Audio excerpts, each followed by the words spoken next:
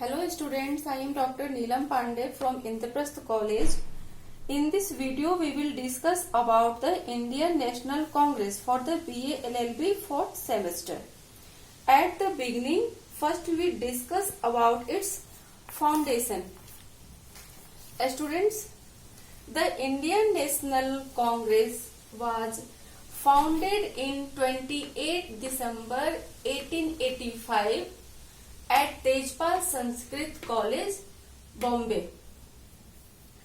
A.O. Hume was a founder of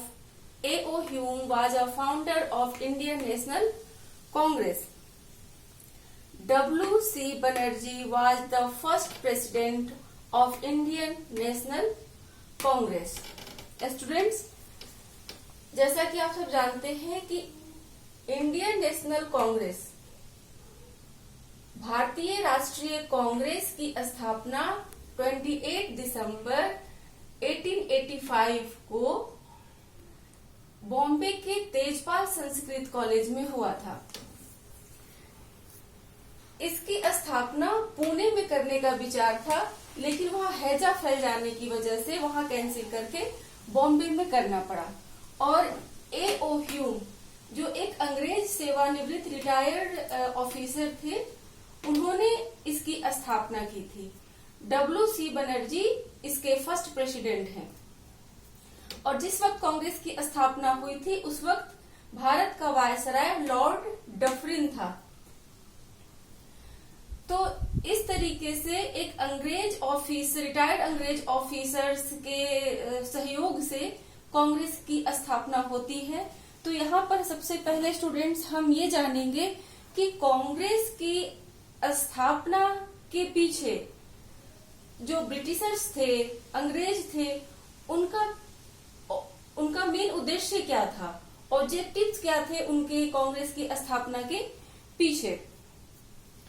Many British officers in India, including Lord Dufferin and Mr. Hume, believed that such an organization would divert the Indians from taking recourse to violent means.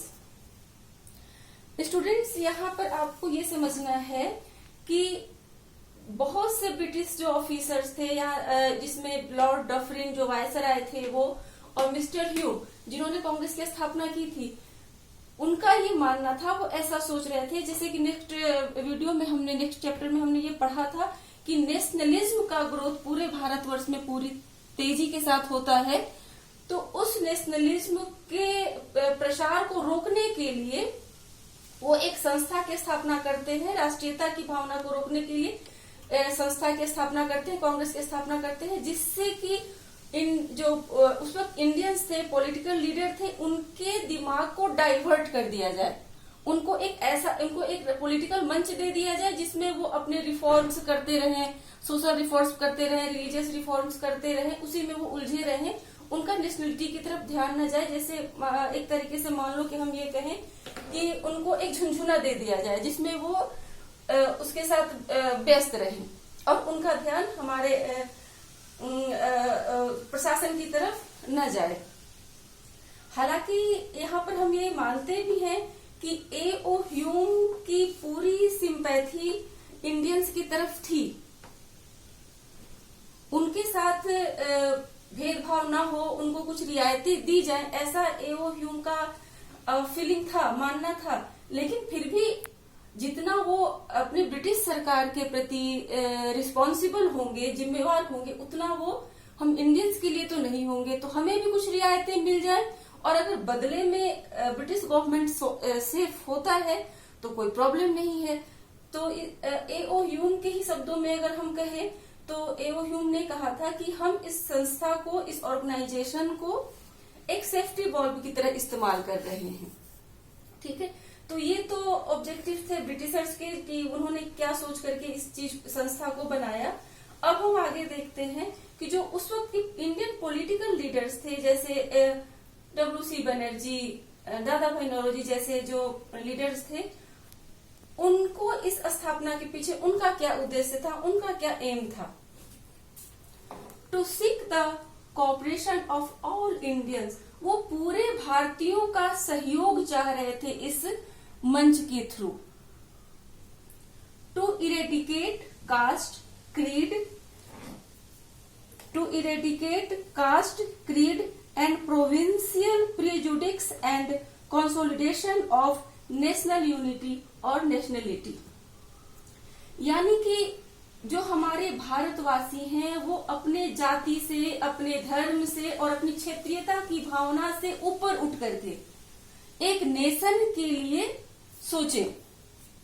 हम किस जाति के हैं, हम किस धर्म के हैं, या हम किस क्षेत्र से आते हैं, इन सब सारी भावनाओं से, फीलिंग से ऊपर उठ करके वो देश की एकता के लिए और राष्ट्रीयता के लिए वो सोचें। To discuss and take decisions concerning social problems, to discuss and take decisions concerning social problems of the countries. और इस मंच के थ्रू, एक कांग्रेस के मंच के थ्रू वो एकत्रित हों और अपनी देश की सोशल प्रॉब्लम्स को लेकर के डिस्कस करें और उस प्रॉब्लम को कैसे दूर किया जाए, उस सोशल प्रॉब्लम्स को कैसे दूर किया जाए, इस पर हम कुछ डिसीजन लें। To request the government to associate Indians in the working of administration,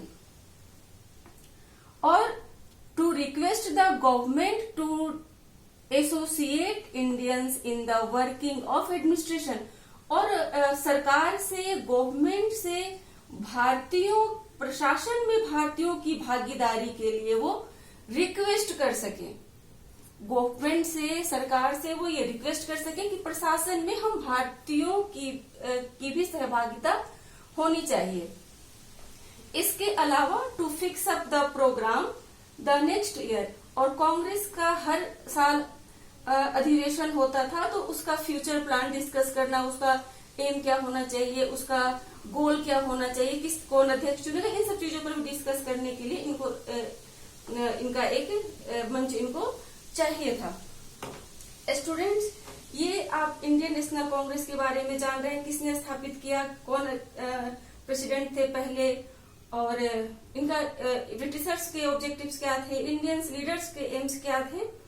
इन सब के बीच में इंडियन नेशनल कांग्रेस एस्टेब्लिश होता है, लेकिन जब ये एस्टेब्लिश होता है तो ये एक छोटे से मंच के रूप में ही एस्टेब्लिश होता है। इसका अपना कोई कार्यालय नहीं है, स्थानीय कोई बहुत ज्यादा इनको हम देखते हैं कि चंदा भी इनको नहीं मिल पाता है।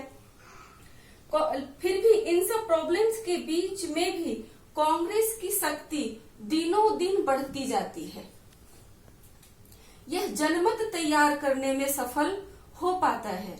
जैसा कि हम देखते हैं कि जब 85 में कांग्रेस की स्थापना होती है तो टोटल डेलीगेट 72 है, यानी कि फर्स्ट अधिवेशन में टोटल डेलीगेट्स 72 है, और दूसरे अधिवेशन में पहुंच करके हम देखते हैं कि इनका डेलीगेट्स की संख्या 434 हो जाती है, और थर्ड अधिवेशन में 607 हो जाती है, और फोर्थ अधिवेशन में 1248 डेलीगेट्स की संख्या हो जाती है। तो इस तरह से हम देखते हैं कि धीरे धीरे कांग्रेस का विकास होता जाता है और वो इस मंच के थ्रू जनमत संग्रह करने में सफल हो जाते हैं, जिससे कि गांधी जी को आगे चल करके राष्ट्रीय आंदोलन शुरू करने में बहुत ज्यादा सफलता मिली। और ये इंडियन नेशनल कांग्रेस के तहत इनके ही झंडे के तले भारत की आजादी की लड़ाई को गांधी जी ने सफल बनाया। स्टूडेंट्स, नेक्स्ट वीडियो में हम इंडियन नेशनल कांग्रेस एंड इसके फेज पढ़ेंगे। धन्यवाद।